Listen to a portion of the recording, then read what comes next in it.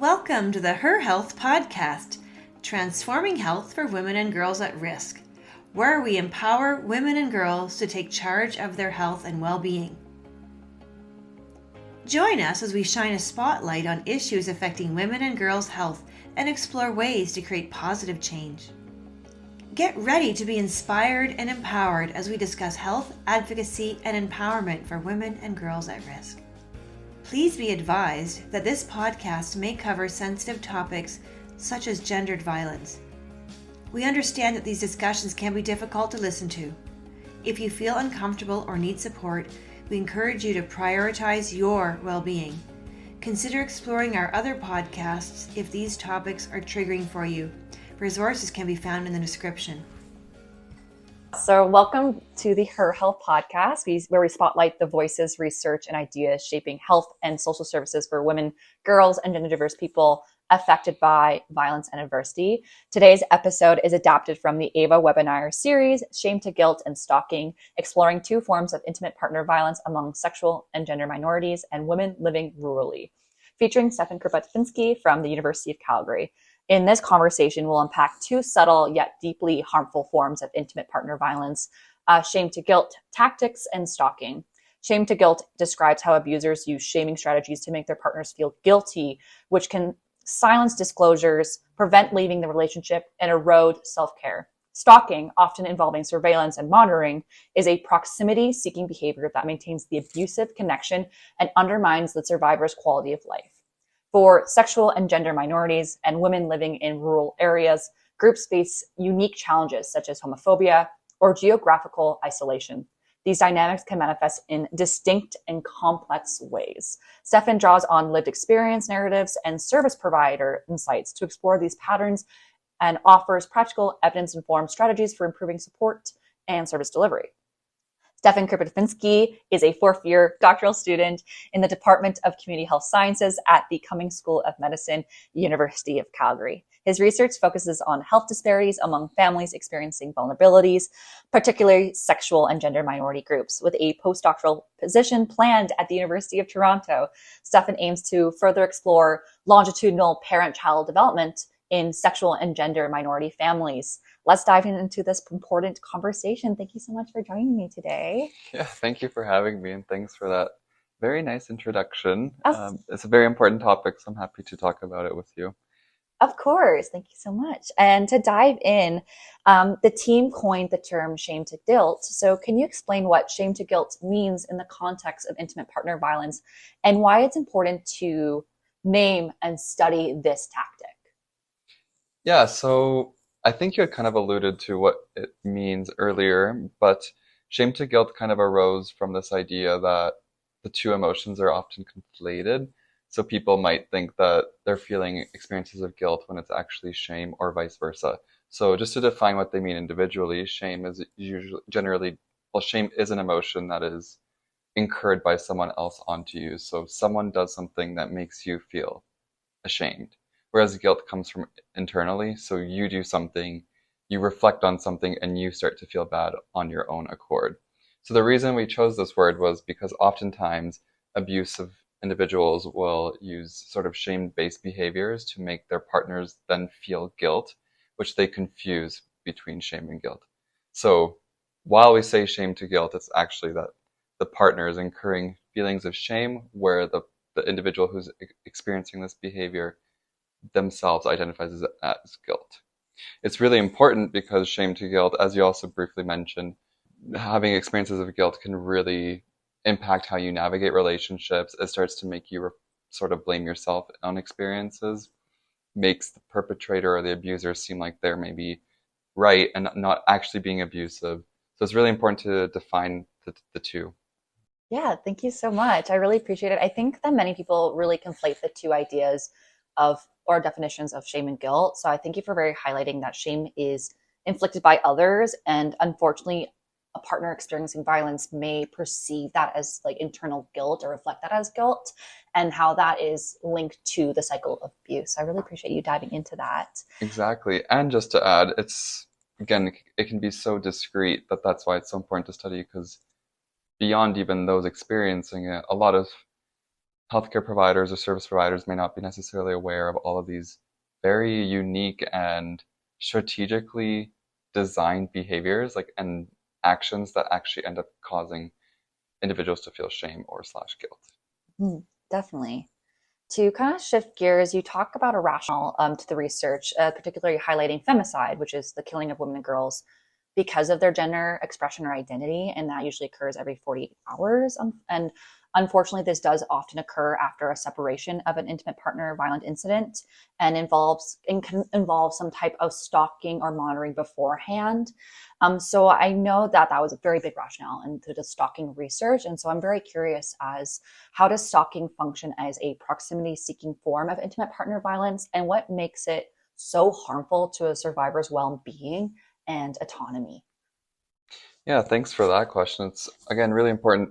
I mean, stalking in itself is maybe more of a observable form when we think about it as the more physical manifestations. Generally, stalking is sort of defined as surveying or monitoring someone, and it's generally done through physical form. So, you start following the partner, or you sort of stay out around their house and wait to try to get information about them, see what they're doing. So again, this can be very harmful for someone. As an abuser gains information on someone's livelihood or patterns of behavior throughout the day, they can then track them and sort of intervene, kind of disrupt their daily lives. As someone who experienced a lot of abuse from someone, this individual might then become very fearful of going about their day, fearing sort of retaliation. It's really quite scary because post-separation lethality or femicide is really, really high. It's a really strong risk factor for this. But in fact, studies also show that it can be up to even 2 years later. So recognizing that stalking can sort of allow a perpetrator to feel still close to the person that they were abusing. And in those instances, if for example, the individual has moved on and, starts dating someone else or has a new partner or is involved more romantically with someone, if the perpetrator or abuser sees this, it can really sort of ignite raw negative emotions that can then maybe result in some behaviors that can really be detrimental. So, Definitely. Yeah. And I think I love the term that you used in your webinar around the term that you also coined in the lab, phantom stalking. And a quick definition of that is that phantom stalking is our experiences are after post-separation with an intimate partner violent incidents, and this may occur. This may include this anxiety or hypervigilance. So when running an errand or going out and about, and this, you emphasize that this kind of hypervigilance or anxiety can occur when the perpetrator or the intimate partner is present or not. And I think that's really important to have in terms of service providers knowing oh yes, this can occur even if there is not a physical threat. But also for individuals who experience violence, particularly in the breaking down the stereotypes. So such stereotypes such as, oh, that person's unwell, why are they anxious? Or they're going through a mental health crisis. And no, that's not particularly the reason.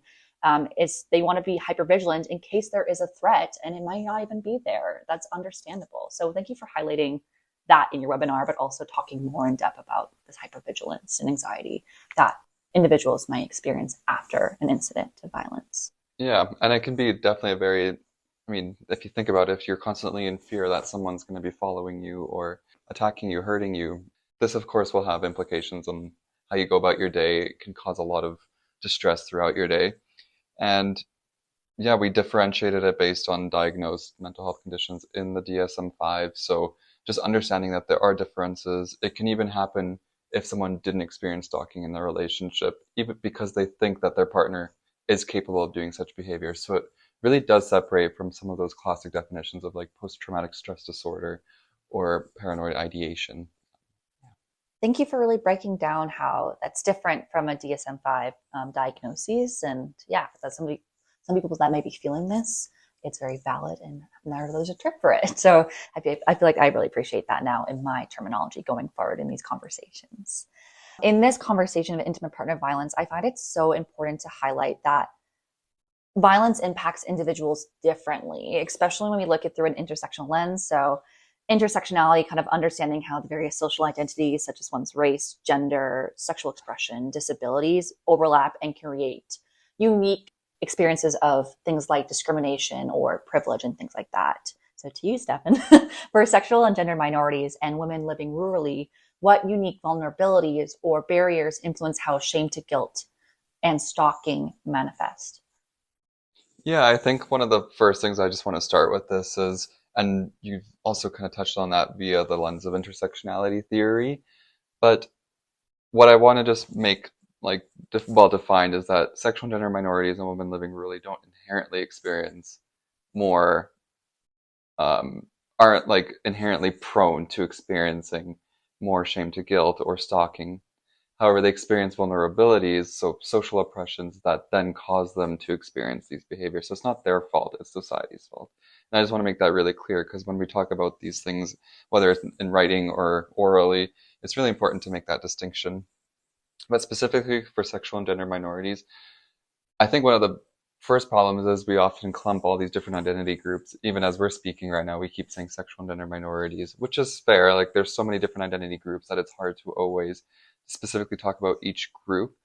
But it's so diverse that for a lot of providers and healthcare professionals, having an understanding and the education on specifically each sort of individual can be very hard to do, especially when you're not getting paid for, let's say, professional development days to get the training to then work specifically with these groups. So sexual and gender minorities can already experience vulnerability from the people who are supposed to help them because they're not being understood correctly and they're experiencing stigmas, for example, even if not purposely perpetrated by these providers. For women living rurally, there's just also such a lack of services, in addition to perhaps the stigma and sort of gender-based misconceptions that women have to experience. So really stemming from that patriarchal system where we can kind of acknowledge that men sort of still want the power and the control in this world, and they kind of, as much as we would like to believe that men have sort of tried to like step back and not necessarily always intervene, there still we see in almost all positions of power, men are always still taking these, embodying these higher roles. And if a woman does take one of these roles, they kind of get clapped back, or you see comments from the press that really is gender phobic and sort of anti-feminist. So again, even with non-equality towards gender, like a woman's gender, you can just imagine how this just gets convoluted even more among sexual and gender minorities who have maybe different types of identities that are further compounded. Yeah. Definitely, I can see how these barriers and these tactics like manifest, and how it makes individuals feel like they're less likely to be listened to, or maybe less likely to participate in like help seeking behaviors. And I think that feeds really perfectly into my next question, that how do shame and guilt tactics and stalking contribute to survivors' reluctance or inability to disclose abuse or seek help?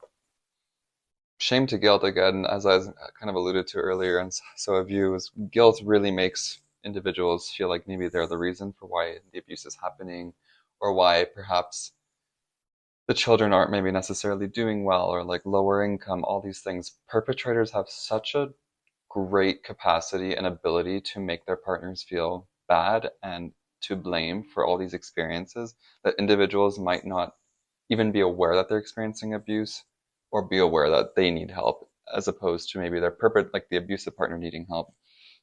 So again, guilt just has such a great way of blurring what people's like reality is.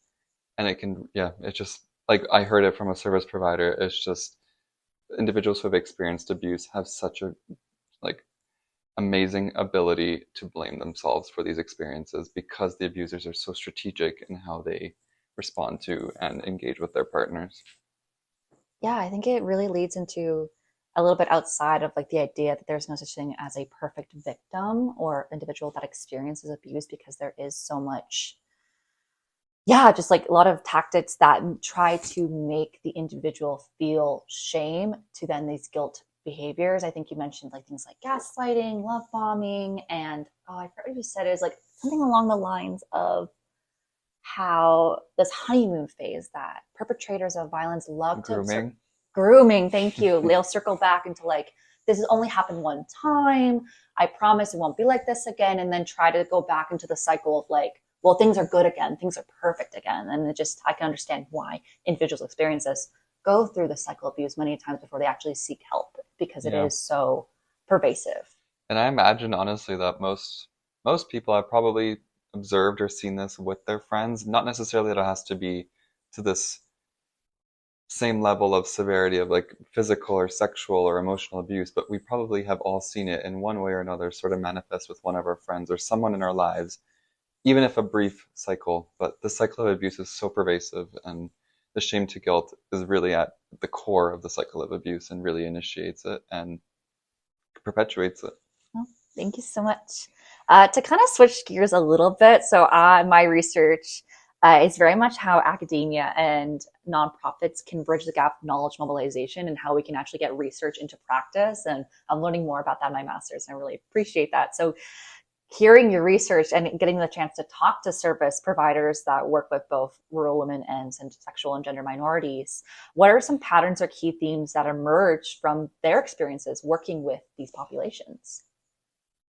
I think oftentimes what we have heard is that sexual and gender minorities and women living rurally do want support for their experiences of intimate partner violence, shame to guilt. However, they've experienced it for so long, or experienced poor experiences with other service providers, that they don't have full trust with these individuals when they're approaching them. So service providers, in addition to just identifying similar behaviors as those with lived experience did, they just find it a bit difficult always to build that trust because of previous experiences. So not necessarily forcing people to seek support, but rather putting resources around like organizations and in buildings to sort of show these individuals that, you know what, this is a safe space. So if you want to talk to us about it, we're ready to talk about it. And that means having maybe pamphlets or brochures around sort of organizations that include, you know, sexual and gender terms, that includes IPV terms, stuff like that. And I think one of the biggest things that we also see, and service providers sort of kind of affirm to this, is IPV goes beyond just helping people with violence. It's providing them with financial support, you know, housing, food security, because oftentimes these individuals become very controlled by their partners. So they sort of are asked to lose or to give up their job. They're asked to stop having an independent bank account, and they're even shamed for it again. And then they start feeling guilty if they do. So when the relationship ends, they're kind of left with nothing, and we expect them to leave the relationship, leave the violence, but then to also, you know, get a job, take care of their kids if it's a mother or a parent of a child. We expect them to also go get an education at the same time. And how are they supposed to do that when they have no resources because the abuser has been so, you know, controlling and coercive in their behaviors? So I think it just extends, again, we can't just provide direct support to individuals, just like in terms of, you know, okay, let's get you away from your partner. You have to get them away from the partner and then provide them with the resources to then let them be independent and help them get to a better safe space. And on that note, which is like so important for so many policymakers, is if we provide this support, you know, I think one of the biggest things that people complain about, and it's kind of from a more public health lens, is like if we give money to people so that they can buy a house, if we give them money before they can get a job, it's going to cost so much. But the cost associated with providing like healthcare and legal support to individuals experiencing IPV far outnumbers the amount of money that it would cost to just, you know, help people get out of their relationship and help them get their own home. Because then they would start being able to contribute back into the labor market. They would be able to, they would stop using healthcare and legal systems as much. And it really just would overall, you know, more upstream approach would help us reduce costs.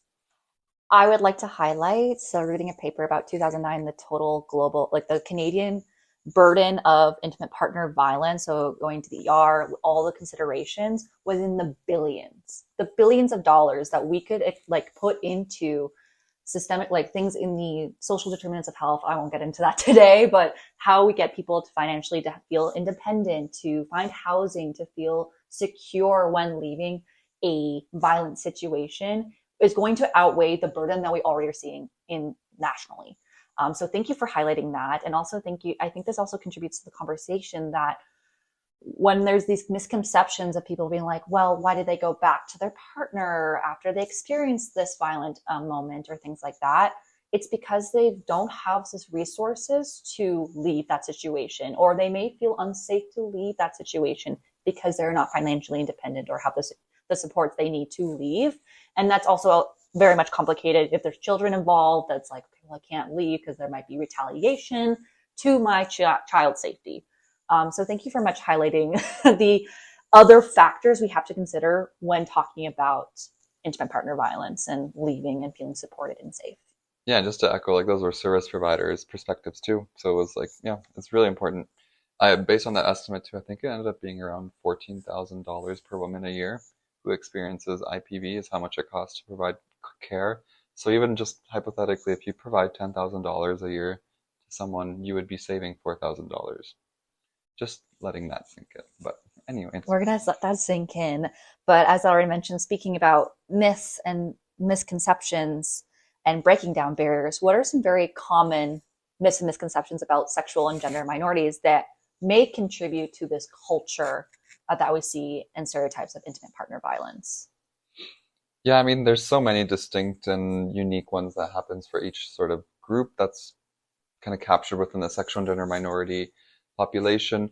But I'll just kind of start with and like only focus on really like this idea of image and appearance where providers will always just when they see let's say two men or they see two women, they try to find the person that's more strong and the one that's more weak. They're trying to like split it into this traditional binary of a woman and a man. So there's so much confusion that happens when providers try to support individuals from these communities because they're so hyper-focused on identifying who could be, who resembles more the man, who resembles more the woman, as opposed to just providing the direct support and care that these people need. So I think that's like the biggest myth. We see the same thing with people who are trans and transitioning. They'll be often misidentified as their initial sort of sex assigned at birth. And this, again, really convolutes the experiences that these people are having.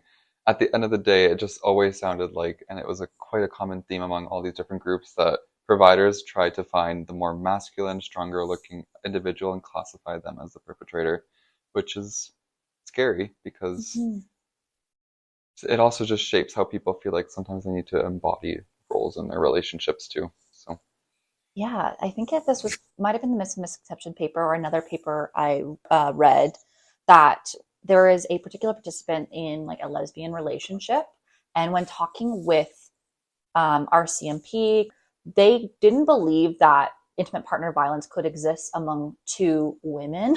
Yeah. And how bizarre that was. I think that really set into me. It's like some people might not believe that someone is dealing with difficult situations because of their like sexual, like, what's the word? Because of their sexual identity, their sexuality, things like that. So it blew my mind. So to hearing that there are misconceptions that lead to like obviously health behaviors and other things is really important to hear. So thank you for diving into about that. Yeah, some people will even just conceal the nature of the relationship and just say my partner, because it's easier for them. And then they even describe how they feel privileged in the sense that individuals can't necessarily recognize what their relationship type might be like. So they just decide to not even mention it so that they can get the support that they need. And that's heartbreaking to hear. It is very heartbreaking. Like you shouldn't have to hide anything or try to tiptoe around providers with your life.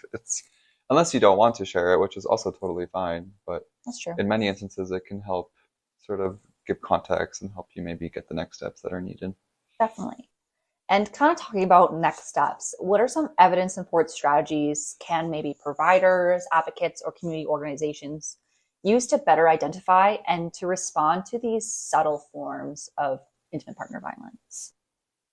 Yeah, I think honestly I've like alluded to all of sort of the main ones that have kind of come out.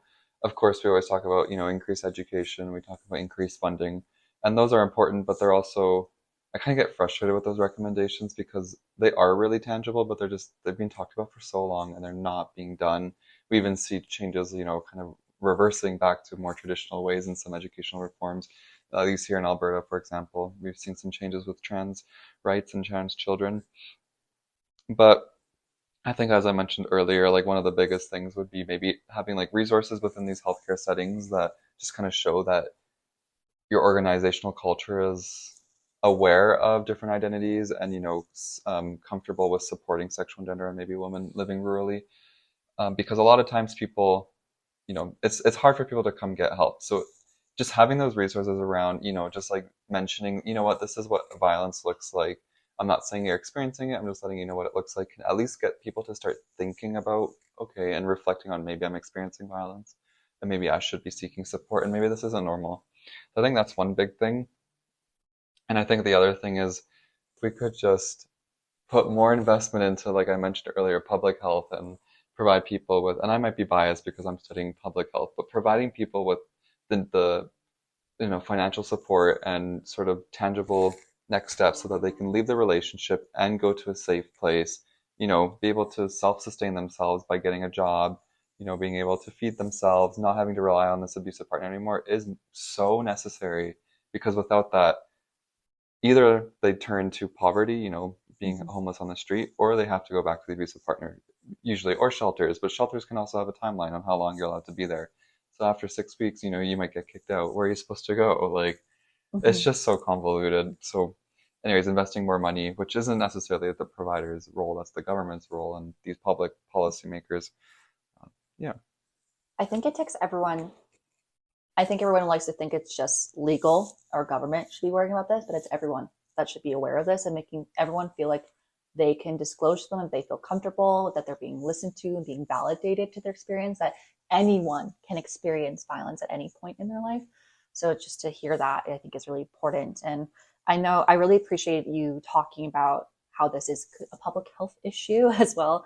I truly appreciate it. And I know that you mentioned in your webinar about Criminal Code C46 and doesn't mention shame and control. It's very, for lack of better words, focused on the physical manifestations of violence and the observable violence, even though we know that violence is much more integrative in other ways, like financial, emotional, that you very much highlighted. So how might this research inform policy changes or service delivery to better support sexual and gender minorities and rural women experiencing intimate partner violence? Yeah, I think like my response before kind of answers this question, but maybe going on more of that legislation, legality side of things. As you mentioned, shame to guilt is not really defined. Well, it's not defined at all really in the criminal code. It is mainly physical forms of abuse. And that can be really prohibitive or limiting in how people, if they choose to take sort of the legal path, on how they can get support from these sort of legal systems. Because if it's not defined in the criminal code, why would they be supported from a more objective stance? Same with stalking. Stalking, I believe, it's under the code of harassment. If I recall, I don't know if the term stalking was actually even labeled in the criminal code. So it's under harassment, and basically it just involves physical forms of surveillance and monitoring. So, if someone's being stalked via technology, so whether through dating apps, texts, location, GPS services, that's not defined in the criminal code. So why would someone, A, feel like that they can get support from the legal systems if it's not even defined in there? And B, why would legal systems support people with experiencing that if it's not even defined in there? And it's so important because, for example, in the sexual and gender minority population, we did see that technological stalking was really prevalent. And if it's not being supported, how are people going to get help if they choose to go, let's say, the legal path or the sort of justice, sort of judicial pathway? So, yeah, I think it needs to be defined more explicitly so that people who do want to take the next steps of maybe, even just getting a restraining order from their partners because they're being stalked or, abused. Yeah, they need to have these forms of abuse because that's how our legal systems works. They have to be defined in the legislation for it to be enacted, essentially. And this isn't the first time I've been hearing, especially when we go into a new age of, let's say, technology facilitated sexual violence or technology facilitated gender-based violence. These are conversations I'm having with other professionals. It's like these new forms of violence are not being written in legislation and leads people feeling like they have no place to go if they want to pursue a legal case in the ways they're feel like their integrity is being taken advantage of. It's disheartening to hear that we're constantly having these conversations with the legal system, and individuals go in blind and they don't feel they go through this whole system and they feel actually taken advantage of by the legal system because they don't feel representative, and it feels like they're wasting all these all these things going through a court case. So I think that's also another thing we have to have conversations about, how awful the legal system can be to survivors of intimate partner violence. But that's another conversation for another day. I mean, everything's advancing so much in society, just be like technology, environmental approaches, sort of social concepts. Everything's advancing so much, and the legal system just kind of remains stagnant. And one thing that really stood out to me too is like this idea of legal abuse, where people go into court systems and restraining orders now become confusing because abusers will sort of stare at their partners and like try to intimidate them in these legal systems, use legal systems to keep seeing their partner, because the restraining order is not defined in like what happens when you're in the same building and you have to be in the same building. It doesn't really apply anymore. So it's so convoluted. And, I don't know, we're just so advanced that I would have thought that by now we would just be more clear in our writing, but evidently so not. But we're continuing to have these conversations, and hopefully it gets to that point where it's like we're advocating for changes. Yes. So I really want to have more of a bright side of this conversation, because I know that this type of this nature of research can be very negative and dark and whatnot. But I'm curious to see what's next for your research, and how do you hope your findings will influence the broader conversation of intimate partner violence prevention and support? Yeah, so I mean, I'm still in my PhD and I'm hoping to finish in the next few months, but planning to do a postdoc at the University of Toronto under the supervision of Dr. Cindy Lee Dennis, where I'd like to start my own cohort of queer parents and their children. So again, sort of tying in gender-based violence would be quite interesting for that, but I would love to see just sort of how all these oppressions sorry, that sounds terrible. I would love to see how all these repressions impact sexual and gender minorities, but I'd like to investigate it, and not to blame, again, the people, but to blame, or to at least illuminate what's going on in society to negatively impact sexual and gender minorities, potentially, and their children. So I'd like to take them, investigate this over time, and sort of tie in that gender-based violence by also comparing outcomes with the cissexual sort of population. Definitely. And I think this is novel research. And of course, there is excitement to be like, oh, I know these social factors exist and can lead to negative impacts and consequences like violence and adversity and things like that nature. So why don't we actually take the initiative and investigate this in a population that isn't investigated very often at all, and see longitudinal changes? I think that's really important. Yeah, no, I agree. I don't know. I think we know so much and we talk about it so much, but I think there's still a lot of work to do with sexual and gender minority groups. And again, maybe I'm biased, but yeah, it's something I'd like to really study. And if it not necessarily has to be gender-based violence, but something along, the lines of just more health outcomes more broadly among these groups. And Stefan, was there anything that we might have missed in this conversation today, or feel like you'd like to highlight today? No, I think we touched on everything. I think a lot of this stuff we sort of know within the cis heterosexual context, so just kind of extending it to sexual and gender minorities, and just realizing that, there are different vulnerabilities and oppressions that these groups experience, and that they are human and that they deserve support. Which sounds so simple, but we see all these legislations and policies being passed that are really suppressing them. And anyways, we'll end on a good note, but there's so much resilience. We saw so many good outcomes come out of it too, and I think the diversity of the community is just amazing. Yeah. It has a lot of potential too. And I love reading research that highlights different people, and I feel like their stories are being heard, especially when we talk about qualitative research. So I'm really glad that you've got a chance to write multiple papers about the different lived experiences of these individuals, have their voices heard, and now we can mobilize into action going forward. Yeah. Thank you so much for joining me today, Stefan. I really appreciate it. Yeah, thanks for having me. Thanks for joining us on the HERHealth podcast, transforming health for women and girls at risk. Remember, your health matters, and together we can make a difference. Until next time, remember to prioritize your health and well-being. For more resources and support on issues affecting girls, women, and gender-diverse people, visit our website at avatraining.ca. This is Dr. Nicole Letourneau. Thank you for listening.